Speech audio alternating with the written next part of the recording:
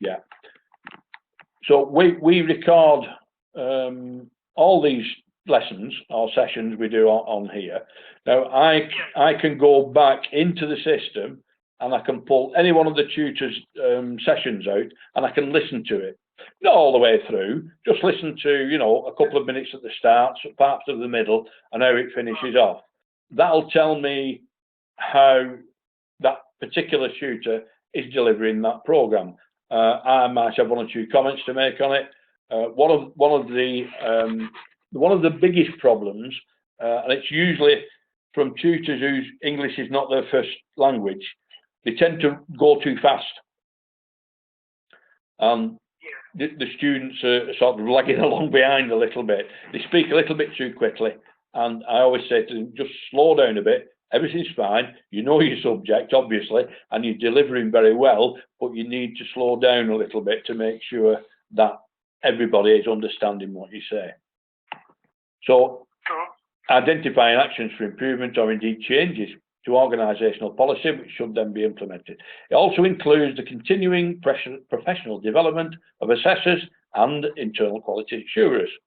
There'll be a training session by one of the awarding bodies in March, I think, next year, which I will have to go to get myself up to date as well. Okay. Yeah, none of us get away from that. Well, you keep updating, you know, your knowledge. You know? Yeah, you have to, because everything, nothing stays the same. So it's a continuous process, you know, like a continuous cycle. Yeah, come on, that's it. So basically, the IQA cycle, you may have seen this one before, it's a general one. Identify what you're going to assess, make a plan to do it, actually do it, give your decisions and feedback, and then evaluate what you've done. I always do that when I've gone through a process with somebody else. I'll look back and say, did that go okay or didn't it go okay? Could I have done it better? What should I have put in? It's a reflective look, if you like. It's looking back at what you've done and saying, I always make some notes. I'll say, yeah, well, that was okay and that was okay, but I could have said that there, or I could have asked for something else. You know, I'll make a few notes on there when I go along. Yeah. Is that cycle starts from identifying the product or service? Yeah, well, it's identifying what needs to be assessed.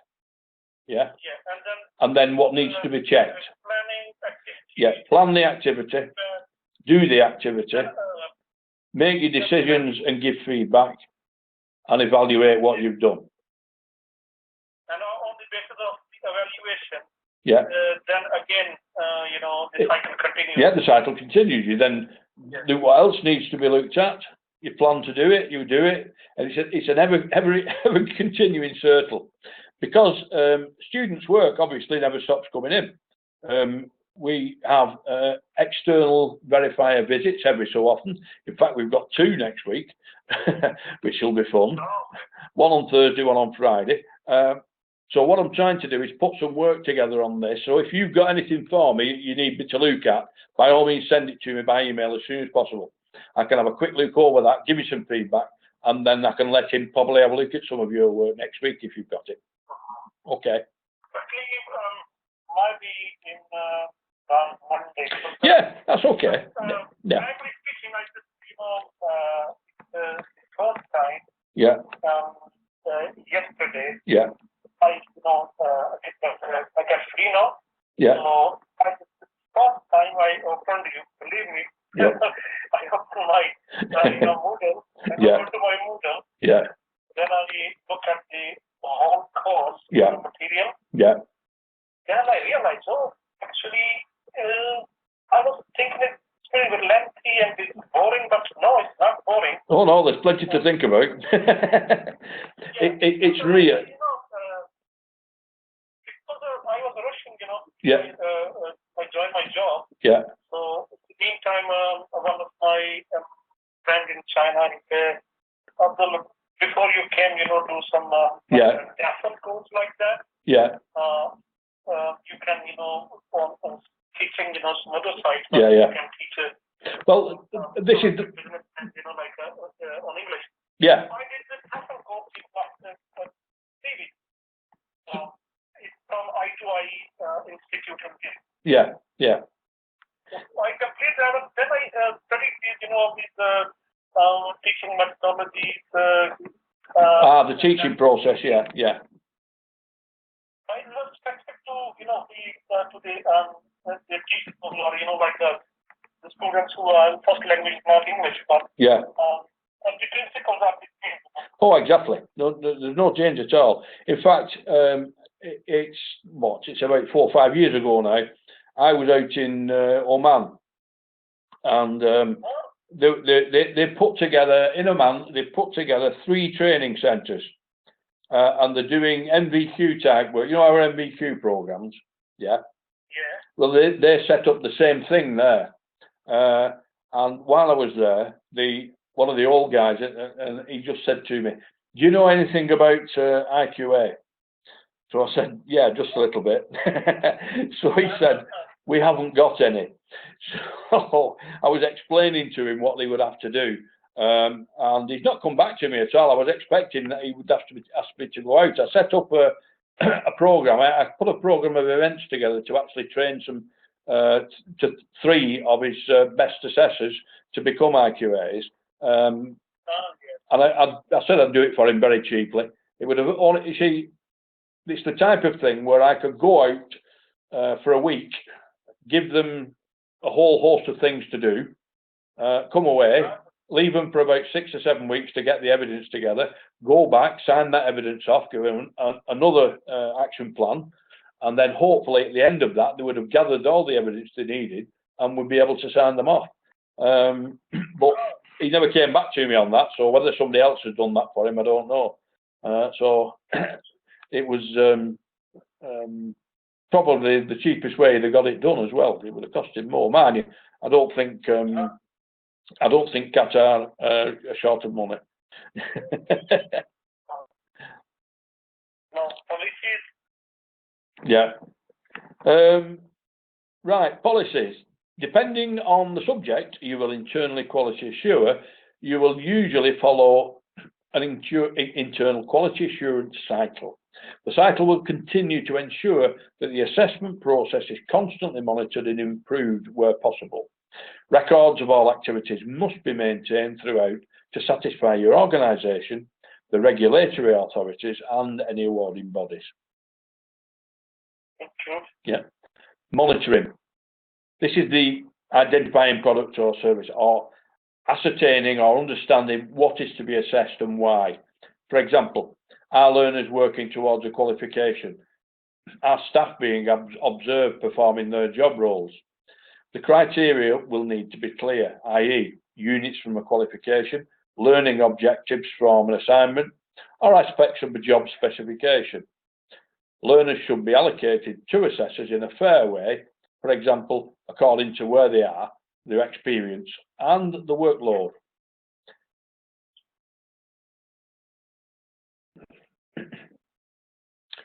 Key concepts. These will include accountability. The main thing as an IQA, you are accountable to just about everybody. You're accountable to your assessors to make sure they're looked after. You're accountable to the learners because you are making sure that their journey is fair through the qualification. And you're accountable to your management and to the awarding bodies. So yeah, there's quite a bit there to be accountable for as an IQA. You're responsible for the assessment strategies, how the assessment is taking place. Now, risk factors is here again. I'll mention it this time. I said I'd come back to it. I'll give you an example. I was asked to go in and look at some assessments that have been done for a construction company, and somebody had been signed off on a level 3 site manager's course, and it is including managing and controlling overhead lifts, you know, with a crane. Yeah. And it turned out the assessor who passed him off wasn't qualified to do that. So that's the risk, you see. That now, what I did do, I looked at what he'd done, and to be fair, he hadn't done anything wrong. Everything he'd collected the evidence properly. He'd done a professional discussion with the manager. He'd recorded it. It was an audio one, so I could listen to it. yeah, there was nothing wrong with it, except he wasn't qualified to do it. And the external verifier that came in and looked at it, it just happened that I knew him. And I never thought about this, but he said, I've just had a thought. So I said, what? He said, you are qualified to do it. So I said, oh, yeah, I am. Because I've got a site manager's qualification, which includes the lifts and everything else. Because before I was a teacher, I was a mechanical engineer.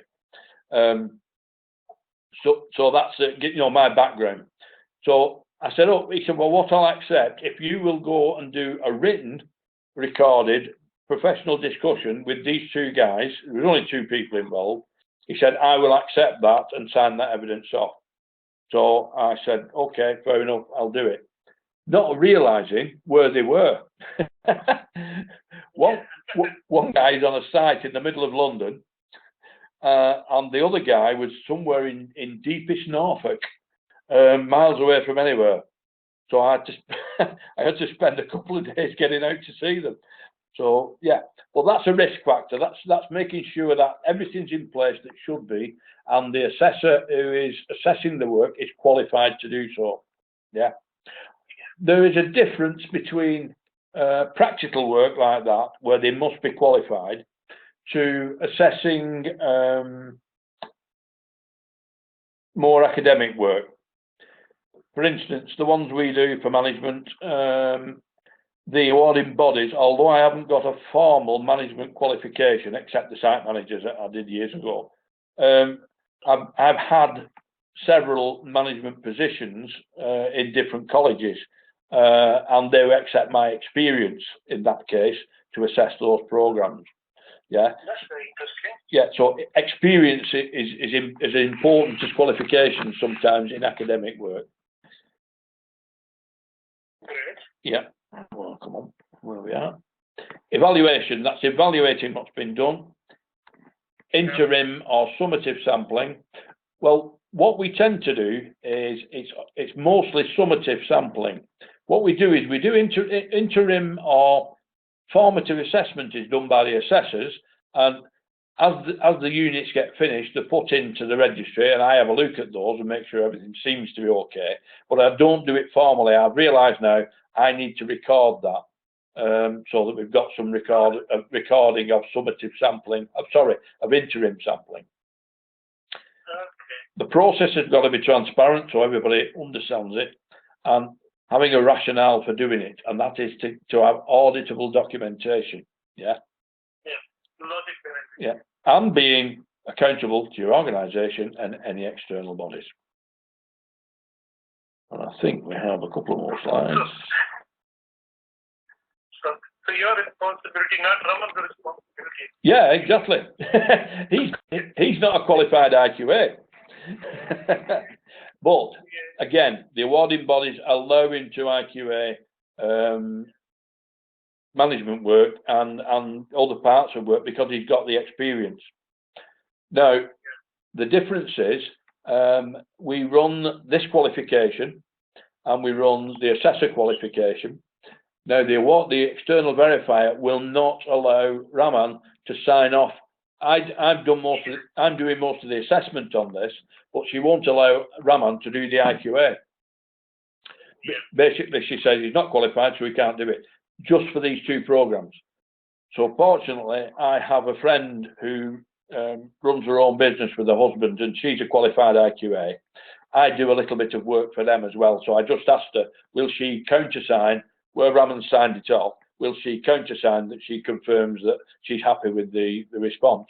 So I took it up, got the stuff signed. We've already. Do you know Anjum? No, yeah, I know. No, Sumro. Sumro, yeah.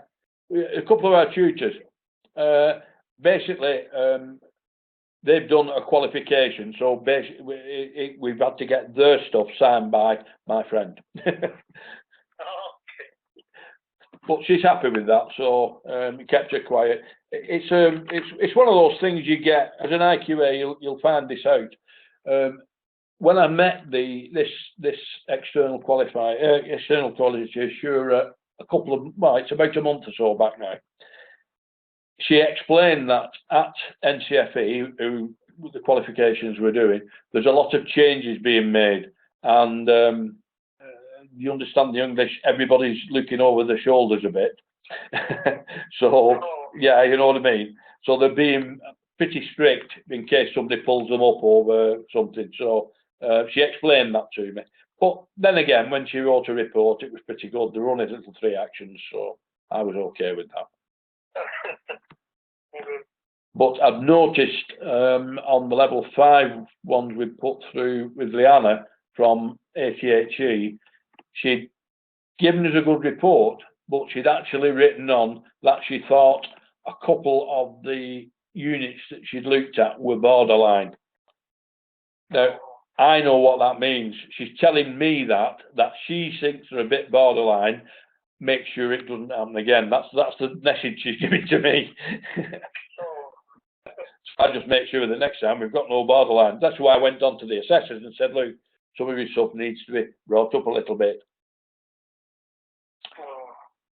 Yeah, so it's just saying what this last couple of what I said at the beginning, really. The IQA today has a central role in the way the organisation operates. It's important to remember then that the importance of maintaining records, both hard copy and electronic. You're also the main link between your college and awarding bodies. Your relationship with them becomes more important if your organisation is small, as that body or bodies will be a solid source of support in your role as an IQA. External quality assurers can answer questions you may have and help and advise you on questions within your own school or college. You know, somebody might come to you, or assessor may come to you and say, what do I do about this or that? And you go, oh, I don't know. But you've got somebody to refer to with your external quality assurer. That's why it's important to have a good relationship with them, so that you can basically ask anything you want and you'll usually get a good answer. So finally, your evidence for this award will be made up of examples of the documents you use within your school or college, and these will be explained by your narrative of their purpose and how they are used, further supported by copies of your school's policies and procedures where they are relevant. So that is PowerPoint 1. Oops, I will put down for a minute. I want to look at that one before. Oops, oh.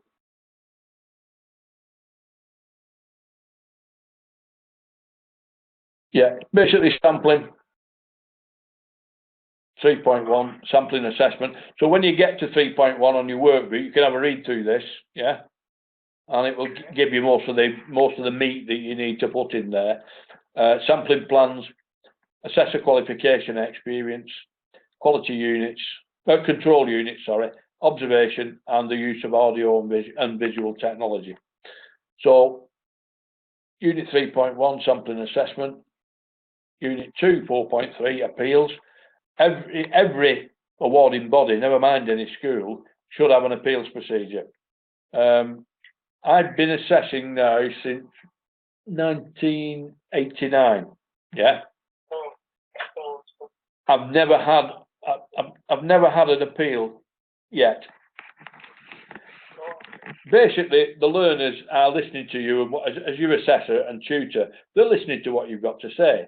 They're hardly going to argue with you if you tell them something's wrong, are they?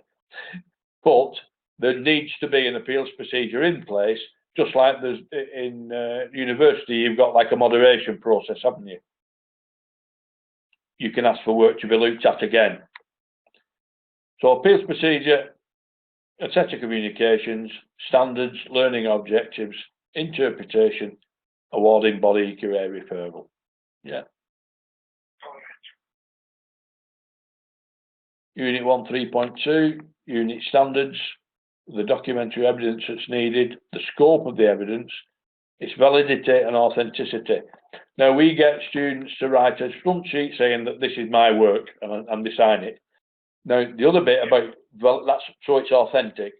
The validity of it is most of the work that we put, it goes through a plagiarism scan. Have you seen those, have you? Yeah. Yeah, you know what those are. There's no need to go into that. Run through that just to make sure it's within, 10% of the. If it's up to 10%, we're not bothered. But above that, we'll have another look at it. Assessor support, assessor training needs analysis. That is. Can I ask one thing? It's all right. Here sometimes in our university in postgraduate or graduate, plagiarism comes through mostly from the references. It's bad referencing normally. That's what it is. It's bad referencing. What I always tell all my students to do when they're going to use a reference, read the reference, make your own notes from the reference, and then write your piece off your notes, not from the reference. Just make the heading reference, and that way it will come up as almost 0 on the flag scan.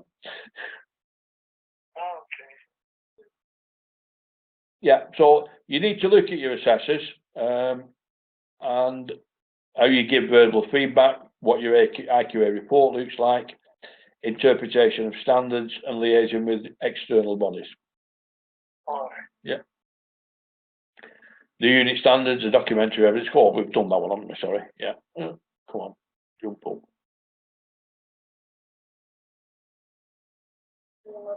Dispute meetings, keeping records, external quality assurance, and awarding bodies.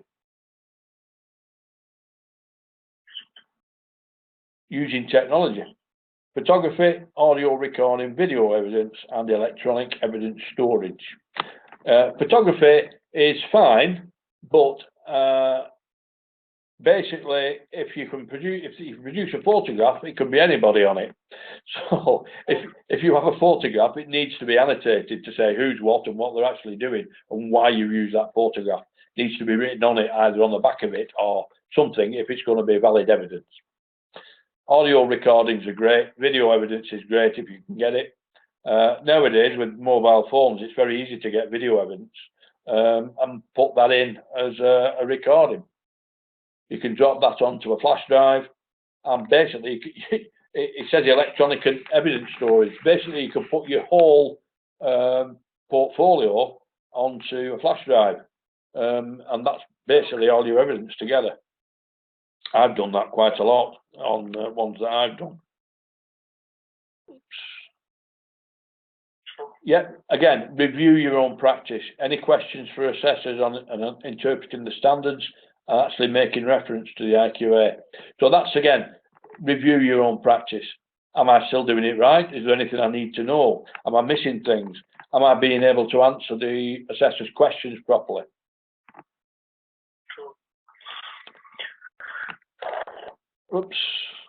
IQA functions, data collection, assessor training and support, planning and sampling, standardisation, EQA awarding body contact, and management reporting. To give you an example of standardisation, to clarify, a lot of people are not quite sure what this means. And some of the assessors where I've run meetings think it's one of these where they're going to get blamed for this, that, and the other. And it's not. Basically, what I do, I will take probably 2 or 3 assessors that are assessing the same qualification, and I'll print out a unit or part of a unit of a student's work. I'll give it to them and ask them to make an assessment of it. And then when they've done that, we'll have a meeting, a sort of discussion, and they will tell me, they will justify their decisions. Now, if they're vastly different, I've got a lot of work to do. If there's something similar, I've got it right. Because they're being assessed the same way and looked at in the same standard. Because certainly it shows assessors who may be assessing too easily, they need to tighten up a little bit, and those that are assessing a little too harshly need to actually just lighten up a bit. Look at what's required and stick to just what's required, nothing else. The principles that you use are a management strategy, an assessor, training and monitoring and support, the application and maintenance of standards and standardisation, and completion of records. That's the most important one.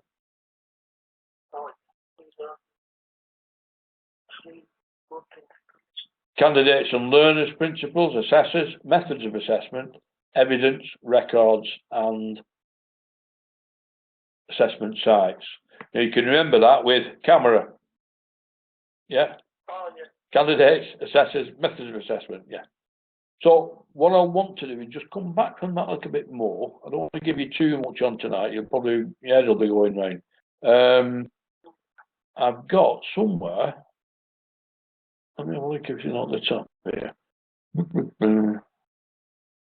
Feedback form, observation record sheet, introduction to IQA units. Again, all these you can have a look at. They're all there for you to look at. Yeah. Assessment plan, assessment work, template referral learning, sample assessment. I thought I put organisation, decision, feedback, concept, principle, evidence, processes, creating a sampling plan, strategy. That's what I wanted to look at.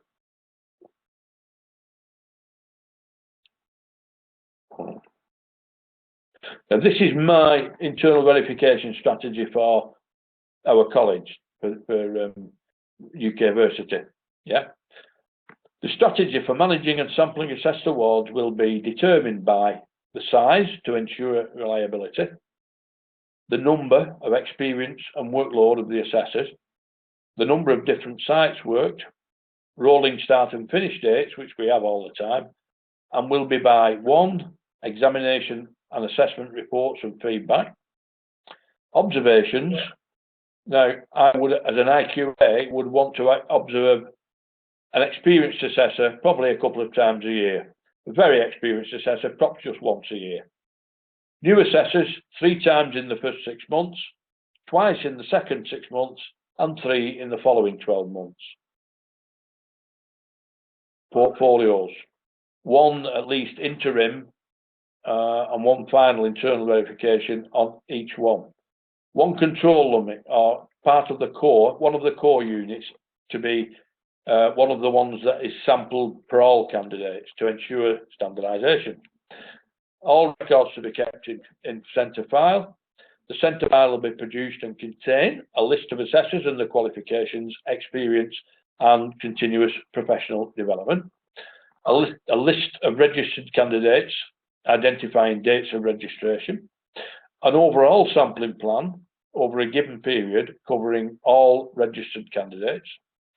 An ongoing sampling plan for formative verification of portfolios. That's before they're finished, just to have a look if they're going on okay. An ongoing sampling plan for summative verification for portfolios and submitted assignments. Those can be electronic or hard copy, it doesn't matter which way, the same rules apply. Copies of interim internal verifiers reports to assessors with any actions and feedback. Copies of final internal verifiers reports to assessors with any feedback and actions. Any actions to be cleared and recorded before an external verifier's visit. All records of any claims certification also kept on file. We will work towards a standard portfolio for these awards, determining what they will contain and what order they will appear. All new assessors will receive adequate induction into all processes, followed by close support. All assessors to have copies of all centre assessment materials, copies of internal verification documents, copies of standards for each award they assess, and access to training and support. All portfolios presented for internal verification shall have secure storage, be logged in and out and cleared within 3 weeks. In other words, once a student has put, or a learner has put their work in, it's got to be assessed and looked at and sent back again within 3 weeks. It should be less actually, but that's the maximum. So this strategy has got 3 strands: sample assessment methods, monitor assessment practice, and standardise the assessment judgment. When new assessors join the team, I will propose standardisation meetings on a quarterly schedule. This strategy is a working document and may be amended from time to time to comply with recommendations from external verifiers or college quality team. Numbered amended copies will be put in force and previous versions destroyed. So that's basically my overall strategy for the internal verification process, or I need to change this. It's internal quality assurance strategy now. Yeah. So basically, every college, every university, everywhere where assessment is part of the process and internal quality assurances will have to have a strategy. Where awarding bodies are involved, and also people like Ofsted, or accreditation regimes like BAC and things like that. They will need to see that you've got these things in place. So yeah, that's just an example. I put that in because it's ours. I put it in as an example so you can have a look at it and ask about your own. Yeah. So again, we'll go back to what I said. I'll give you some work to do. What I would suggest is that you look at LOs 1, 2 and look at completing those over the next week. Yeah. And then we'll move on to the others because they actually speed up a little bit. The first two contain more information. The first two learning objectives require more information from you than the following ones after that. Yeah. So evaluate different techniques for sampling evidence, one including the use of technology. So basically, there are a number of things you can. There's actually on those PowerPoints you can have a look at. There's some techniques for sampling in there that you can have a look at. There's actually sampling. Yeah, creating a sampling plan. Yeah. That basically tells you what you need to write. So the strategy, like I said, is just so that I put that there as an example. Yeah. And I've changed this one as well now, so it will just say refer to whatever. Let me bring that up. Open. Yeah. Basically, each one of those, refer to your PowerPoint slides and support literature for main points to enlarge on in your workbook. Yeah. And it says the same thing all the way down now, because each of those, there will be either a slide report, or there'll be a handout, or there'll be some some support material on the Moodle that you can have a look at to be able to answer those straightforwardly. Yeah. Okay. Are you happy with that? Yeah. Is there anything more you want to ask me before we call it a night? What I would suggest is, Abdul, is you put some of your stuff together and send it to me by email. You've got my email, haven't you? Yeah, yeah. Yeah, send it to me by email. Is it possible, if, I'm going to start, my work, yeah. Tomorrow. Yeah, yeah. As soon as you've got something for me to look at, or as soon as you've got a question, if you're not sure about something or want some further information, send me a text. Yeah. I've always got my phone on me, so you can send me a text and I can give you the reply wherever I am. Because I like to get about 5 or 6 miles walking at weekends. So I could be outside walking, you see, but I've always got my phone on me, so if you've got a question, I can always come back to you quickly. Thank you very much. Yeah. Yeah. So if you've got any, if you get in contact with any of the other ones on this programme, I've not had any response from some of the guys on it. Just give them a nudge and say, let's get started. because quite honestly, this is not, if you're in a position to get the evidence together, this is not a difficult programme. It's detailed, but it is straightforward, and it's nothing outside of what you're already doing. Yeah. Okay then. Anyway, thanks for attending, and as I say, contact me as you will, and I'll close that for tonight and speak to you possibly next week. Next week, Thursday. Yes. Oh, I need to check that. Yes, it should be. I'll be back by then. Yeah, yeah. We've got an EV visit next Thursday, but I'm hoping to get him away by about 3 o'clock in the afternoon. I was expecting, yesterday, Wednesday, because before that, our, the classes were used to be, on Wednesday. So well, what I've done, I've got quite a few. What have happened is I'm running 3 programs. I'm running the assessor program, I'm running the IQA program, and I'm running the DET at level 5. Now, the DET at level 5, I've got a group that are going very, very slowly, and they've just sent a bit of work in on Unit 1, and I've got a second group who are shooting ahead, and they're up to Unit 8 already. So basically, I've split them into 2 groups. So Monday night, I've got the assessors.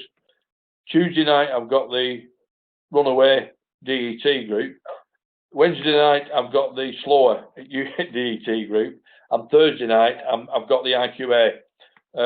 But like I say, if I can get the assessor and IQA ones a bit of a punch up the backside to get moving so we can get it cleared out, it'll free some of, excuse me, it'll free some of my time up with the DET level 5 group, who were a bit slow, and it is not an easy qualification now. It's if there's any change in timing, so I'm fine with that. If it's like that again. Well, again, what I'm going to do, all these, I've recorded this, as you know. I will put the recording onto the Moodle, so that every time, if you miss one, you'll be able to go onto the Moodle and pick it up, and just sit and listen to it. So should you miss any, that's okay. You'll be able to pick those up. What I'm actually thinking about doing, I'll have to work this out with Rana. Just a second. Stop recording.